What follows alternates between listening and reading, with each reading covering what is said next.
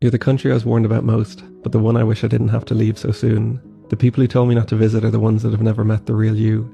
On the news we just see the scary men, not the ones that dance in the park and turn twirling into a competitive sport, or the fathers that love their sons more than a thumbs up in the family group chat. We just see women in hijab. We don't see the fighters, the cyclists, or the generation of mothers teaching their daughters to demand more. Ireland put you on the do not travel list. Maybe so we don't see that a country under 50 years of sanctions has an incredible metro, and all we have for a GDP per capita leading economy is a mini train that stops at red lights.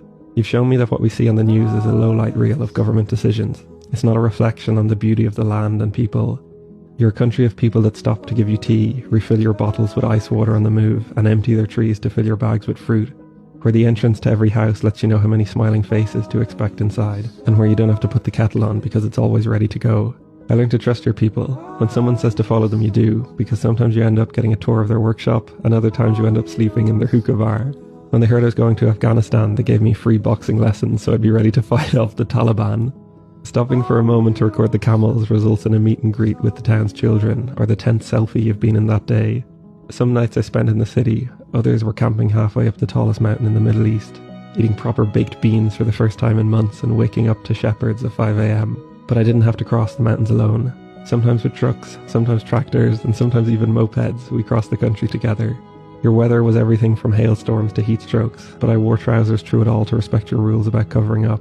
Your roads are a bowling alley with the bumpers down, and I just hoped I didn't become the pins.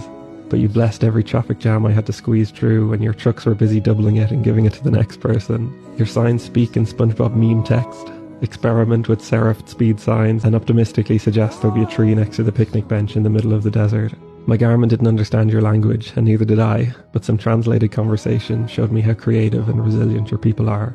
Foreign brands are cut off, so you make your own Coke, Fanta, KFC and Heinz ketchup, and there's nothing copyright laws are going to do to stop it. The internet is locked down, but a few SIM card and VPN tricks later and everyone's back online like nothing ever happened. It was far from touristy, but you never know when you'll meet an Irish lad in a supermarket dungeon toilet or a Korean guy walking home from Istanbul.